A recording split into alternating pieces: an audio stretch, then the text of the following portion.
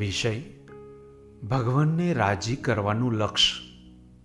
Doctor સ્વામી એમનો જ આપણે વાત કરીએ કે આપણું શું લક્ષ્ય ધ્યેય છે એ વાત કરી. બધું થવાય છે પણ ભગવાન આપણું લક્ષ્ય છે. અક્ષરધામમાં જવું છે આપણું લક્ષ્ય છે. શાસ્ત્રી મહારાજ યોગીજી મને રાજી કરવા છે એ લક્ષ્ય છે. એમને જેમ વિચરણ કર્યું છે એ વિચરણની અંદર એમને કોઈ આપણી સગવડો જોઈ નથી કે આ થશે કે નહીં થાય એવો વિચાર નથી, થશે જ. અને એની પાછળ પોતે સતત એ જાતનું કાર્ય કર્યું છે. તો એમાંથી આપણે એ પ્રેરણા લેવાની છે કે આપણે પણ એમના પ્રતાપ, એમના ઐશ્વર્યથી કરી શકીશું. કરવાની અંદર ડૉક્ટર ધંધો, રોજગાર, નોકરી બધું જ કરવાનું છે. પણ એક વસ્તુ છે કે ભગવાનને, સંતને રાજી કરવા છે. મારે રાજી કોને કરવા છે? ભગવાનને, સંતને. આ દુનિયામાં આપણે બધાને રાજી કરવા જઈશું તો કોઈ થઈ શકે એમ નથી. ઘરનું એક કુટુંબ હોય તો આપણા પર રાજી ના થાય, ગમે એટલું કરો તો પણ. આપણો સમાજ છે એ પણ આપણે જેના માટે કરીએ તો એ રાજી થાય નહીં. અને બીજા અનેક રીતે આપણે બધા કાર્યો કરીએ તો કોઈ રાજી ના, શાબાશ, ધન્યવાદ એટલું આપે. પણ ફરી બીજી વખત પૂછીએ તો આપણા માટે એનો કંઈ વિચાર જુદો જાય કે એને મારું આમ કર્યું, એને મારું આમ કર્યું, એટલે એ થઈ જાય. રાજી કુરાજીકો બે ચાલતું જ હોય છે. તો કહેવાનું શું છે કે બધાને માટે કરી છૂટ્યા છે. અનંત જન્મો ધારણ કર્યા છે. 84 લાખની અંદર રાજી કરવા પ્રયત્ન કર્યા છે. પણ કોઈ પ્રયત્ન કરતા છતાં થયા નથી. કારણ કે એક દુનિયાનો સ્વાર્થ છે એકબીજાને, કે પોતાનો સ્વાર્થ મટી ગયો એટલે પછી આપણી જોડેના સંબંધ બધા તૂટી જાય. એ પછી આપણે સામું જોઈએ નહીં અને આપણને પછી પૂછે પણ નહીં કેમ છે, શું. એટલે સ્વાર્થ હોય તો બધા પૂછે ખરા કેમ છો, શું છે. પછી પેલો સ્વાર્થ જતો રહ્યો એટલે પતી ગયું. ત્યારે એક જ એવા છે કે ભગવાનને સંત છે એને કોઈ સ્વાર્થ નથી આપણી પાસેથી. આપણી પાસે કંઈ મેળવવું, આપણી પાસેથી કંઈ લેવું એ એમનો સ્વાર્થ નથી. એમને સ્વાર્થ એટલો જ છે કે આ બધા જે છે એ બધાને ભગવાનના સ્વરૂપનું જ્ઞાન થાય, આત્માના સ્વરૂપનું જ્ઞાન થાય, અને જે નિયમો છે એને બરોબર રીતે પાલન કરીને પોતાનો વ્યવહાર સંસાર કરતા સાથે આવી ભગવાનની ભક્તિ કરીને જ્ઞાન પ્રાપ્ત કરીને સુખિયા થાય. સુખિયા એટલે પૈસા, ટકા, સમૃદ્ધિ, બંગલા, મોટર એ બધા સુખનું કારણ આપણે માનીએ છીએ કે આ બધામાં સુખ છે, મનાય છે આપણને. પણ આંખ મીચ્યા પછી એક સુખ આપણને આપતું નથી. આપણે એની અંદર, એ સુખની અંદર પણ દુઃખ થઈ જાય. પૈસા હોવા છતાં આપણે કેટલીક જાતનું ટેન્શન આવી જાય. મકાન સારું હોય તો પણ ટેન્શન થઈ જાય. બધું સારું કર્યું હોય તો પણ ટેન્શન આવી જાય. લોક વ્યવહાર સંસારની અંદર ટેન્શન બહુ રહે. અને ટેન્શન આવે એટલે શું કરવાનું? દારૂ પીવા જવાનું, જુગાર રમવા જવાનું.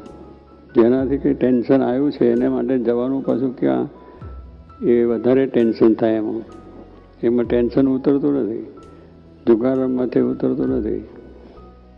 દારૂ પીવાથી, બહુસાર કરવાથી, કે સિગરેટો પીવાથી, કે જે કોઈ ખોટા કામ કરવાથી ટેન્શન ન ઉતરે. કેટલાકને ટેન્શન થાય તો ઘરમાં જ મારી નાખે બે જણે, ઘરમાં જ તોફાન કરે. કોઈ બહાર સમાજમાં જઈને તોફાન કરે, કેટલાનો ખૂન કરી આવે. આ ટેન્શન ઉતરવાનું છે. શાંતિ મેળવવા માટે તો ભગવાનને, સંત એમના આદેશ મુજબ આપણું જીવન થાય તો એ ટેન્શન કંઈ ઉતરે. કારણ કે ભગવાનનું નામ કરો, સ્મરણ કરો, આપણે એ બુદ્ધિ આપે, એવી આપણી પ્રેરણા એવી આપે કે આપણું ટેન્શન ઉતરી જાય. પૈસા ના હોય તો શાંતિ રહે, બંગલો ના હોય તો શાંતિ રહે. જો ભગવાનને આશરો અને ભગવાનનું સુખ સમજ્યા હોય તો. કશું આપણી પાસે ના હોય તો પણ સુખ્યા જ રહે. ભગવાન રામના વખતમાં સબરી ભીલડી હતી, આદિવાસી બાઈ હતી, એની પાસે કંઈ નહોતું. બસ એક ઝાડ નીચે રહી અને એમાં ભજન કરતી હતી, રામ રામ. ભગવાન રામ આવ્યા તો એની પાસે કંઈ આપવાનું કંઈ નહોતું. પણ બોર્ડની હતી, બોર્ડ નીચે બેઠેલી ને બોર્ડ એક આપ્યો. ભગવાન જેમ રાજી થયા. આજે એ સવારી પેલીને આપણે યાદ કરીએ છીએ, કારણ કે ભગવાનનો સંબંધ થયો, ભગવાનને એને રાજી કર્યા. વસ્તુ થોડી પણ એનાથી રાજી થઈ ગયા. તો કહેવાનું છે એમ ભગવાનને સંત છે એને રાજી કરીએ તો આખી દુનિયા રાજી.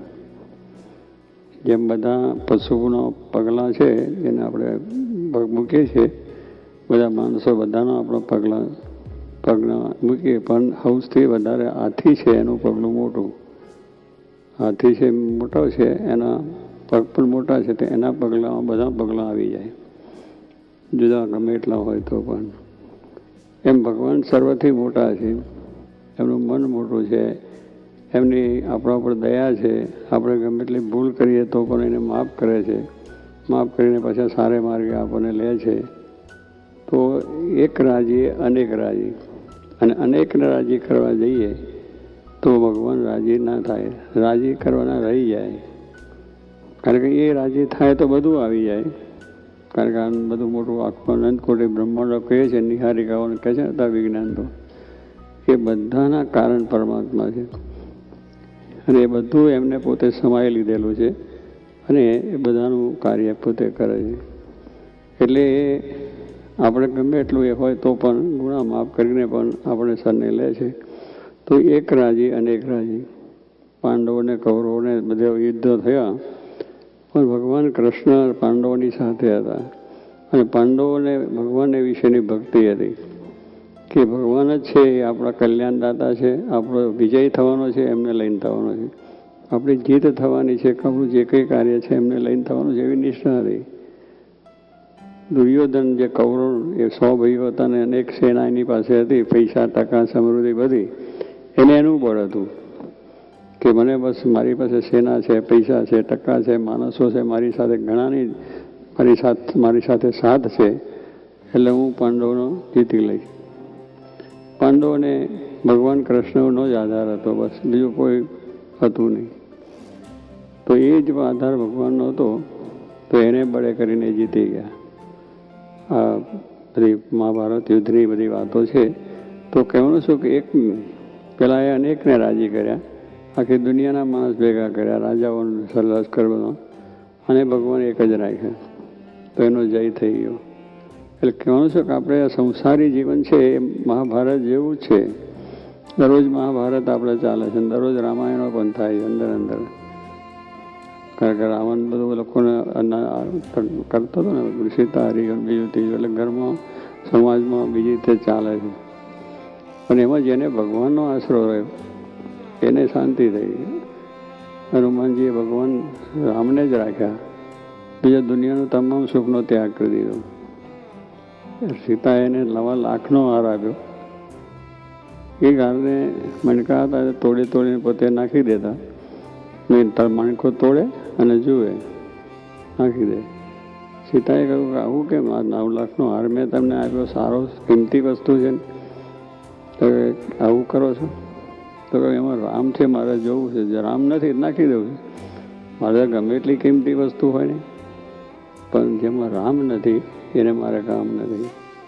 તો કહેવાનું શું કે આપણે આ વિચાર રાખવાનો છે કે આપણે પણ એક ભગવાન છે એ જ રાજી કરવાના છે, અને એ રાજી થાય સાથે કે એમની આજ્ઞા ઉપાસના કરવાથી. એ ભગવાન છે એ જ આપણા માટે સર્વોપરી છે અને સુખ આપનાર છે.